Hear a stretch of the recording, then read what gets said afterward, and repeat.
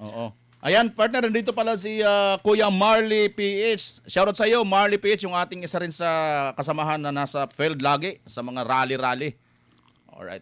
Mga partner, dadako na muna tayo sa isa pa nating pag-uusapan. Ito na nga, si Vice President Inday Sara, mayroon pong paalala dito sa dito sa ating mga kababayan na mga drivers at riders. Ito po, ating pong tutunghayan ang detalye. Land Transportation Safety Month, May 5, 2026. Assalamualaikum warahmatullahi wabarakatuh. Madayaw og maayong adlaw kaninyong tanan. Magandang araw sa inyong lahat. Ngayong buwan ng Mayo, kaisa ang Office of the Vice President sa paggunita ng Land Transportation Safety Month. Sa ating mga drivers at riders, tandaan na ang ating pagmamaniho ay isang pribilehiyo na may kaakibat na malaking responsibilidad. Hindi lang buhay ninyo ang nakataya, kundi ang buhay ng bawat pamilyang naghihintay sa inyong pag-uwi. Disiplina ang susi sa ating kaligtasan. Bago pumurada o bumiyahe, ugaliin ang blue bagets. Suriin ang inyong battery, lights, oil, water, brakes, air, gas, engine, tires, at higit sa lahat ang inyong sarili. I commend the Land Transportation Office LTO and our volunteer motorcycle rider groups for leading seminars on defensive driving and road safety campaigns. Ang inyong pakikilahok sa mga road safety seminars at vehicle inspection ay patunay ng inyong pagmamahal sa kapwa. To our riders, never forget your helmets.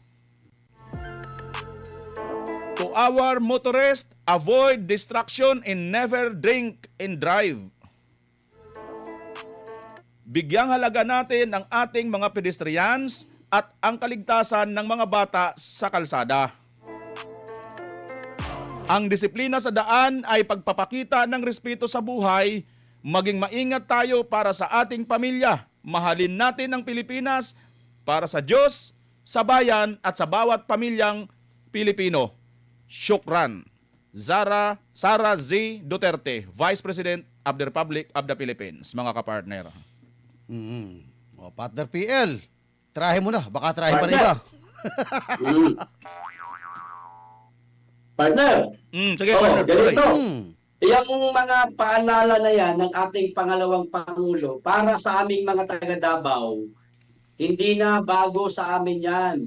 Madalas niyang binabanggit sa amin yan nung siya alkalde pa lamang sa Davao City, mga kapartner. Kahit Vice Presidente man siya, Vice Presidente, Vice Mayor man siya dito sa Davao kasi nga nagpapalit-palit siya din ng Tatay Digong.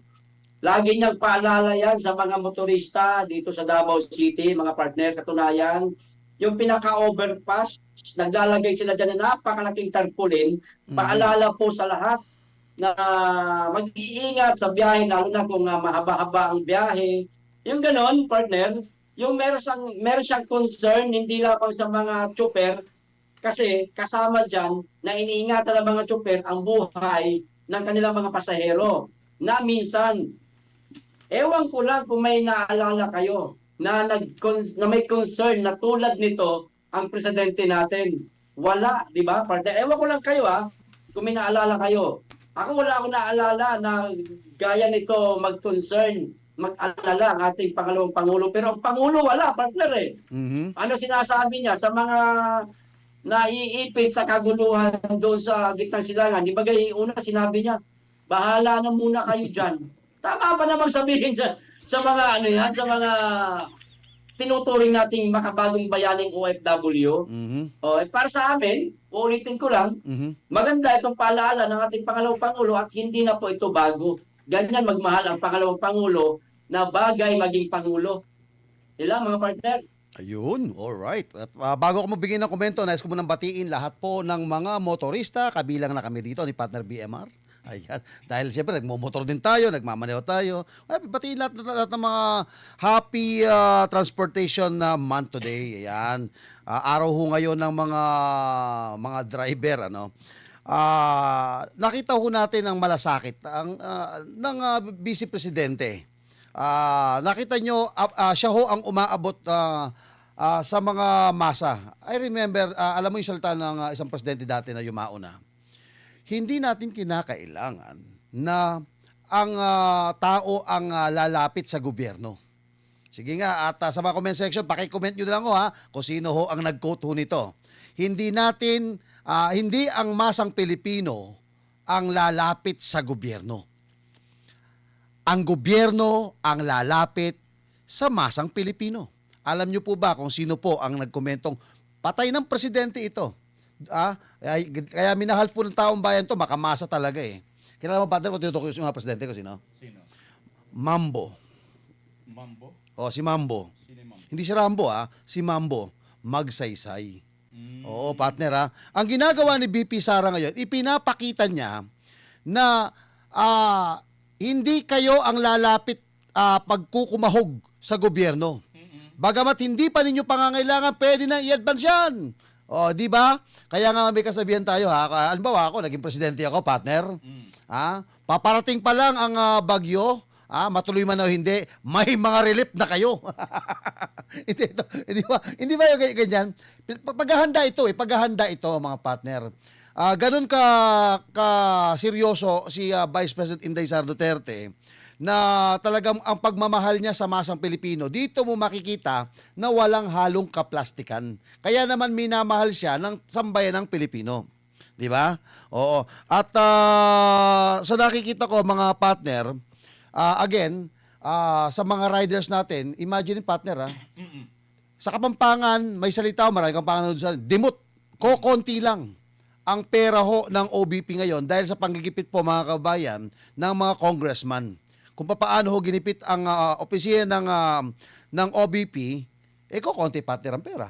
Diba? Kapag kokonti pera, kokonti may pamimigay mo, pero nagagawan po ng paraan ng ating mahal na Vice Presidente Inday Sara Duterte na makatulong, makapamigay ng mga dapat ipamigay ayuda at relief dahil sa krisis na kinakaharap po natin ngayon.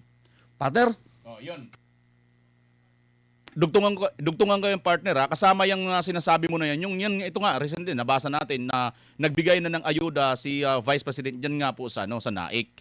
At on the top of that partner, itong mga binibintang nila kay BP Sara na papasyal-pasyal daw, papunta-punta sa ibang bansa, pero gumagana po ang kanyang opisina. Ayan, nagtatrabaho po, mayroon pong mga relief at ito nga ngayon isang paalala.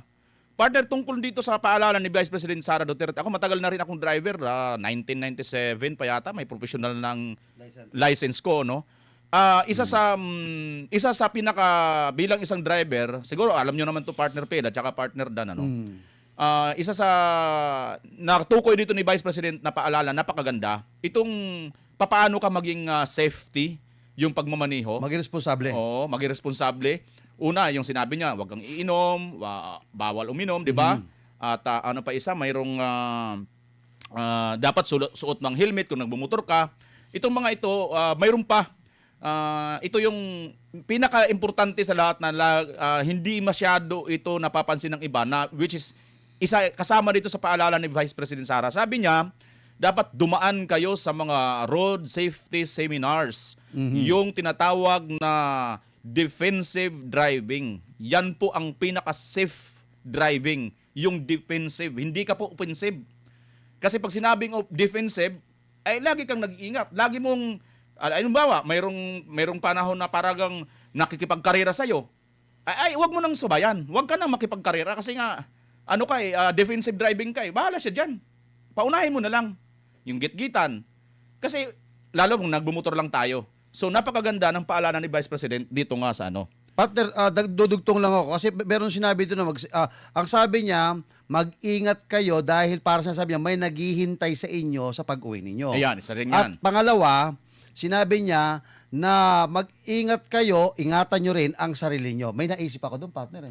Sometimes, pag peak season, nagsusurprise po mga kabayan ng gobyerno. Tapos, tinitignan kung sino yung mga nakadrugs, yung mga nakadroga. Kaya, don't use drugs, wag kayong gagamit ho ng mga droga, kayong mga driver. Mabuti pa itong mga tsuper, itong mga kababayan na kasama ho natin mga nagmamaneho, na bago ka makakuha ng lisensya, makakapagpa-drug test ka muna bago mo ilid, bago mo pasakayin ng mga pasahero. Ano pinagkaiba nito sa ang buong bansa ang idadrive mo? Kasi pag sabi mo ikaw ang magkukumon, ikaw ang magtitimon pala, at hahawak ng manubela ng buong Pilipinas, ikaw ang presidente, dapat ba kinakailangan physically fit including the drug test, partner? Nakasama na yan, partner, sa petition nga na kailangan sagutin niya. Magbigay siya ng paliwanag kasi mayroon na po nagpetisyon para yung petisyon for mandamos na utusan nga itong si Marcos Jr. na dumaan sa hair follicle drug test. Kasama nga na ngayon doon yung kanyang health, no? Tayo naman doon sa Korte Suprema. Pinapapaliwanag, anong petsa na ngayon, partner? Di ba? Usually, yung mga ganyang ginagawa ng korte, mga 10 araw yan. So, lumipas na siguro, mahigit na 10 araw, wala pa tayong naririnig yata na update dyan, mga kapartner. Kapil, mayroon ka bang narinig na mayroon ng update tungkol dyan? May sagot na ang... May sagot na ba, Kapil? Wala may pa paliwanag na, Palasyo? Wala nga inaantay ko nga mga partner kasi Oh. alam nyo, importante sa ating lahat na nasagutin nila yung hamon ng Korte Suprema. Pinagpapaliwanag lang naman sila, di ba? Hindi Actually, naman partner, sinabi ng Korte Suprema na actually, partner, mag-adjust na kayo. partner, Wala hindi sila hinahamon. Inaano sila na pinagkukuminto sila doon sa petition for mandamos.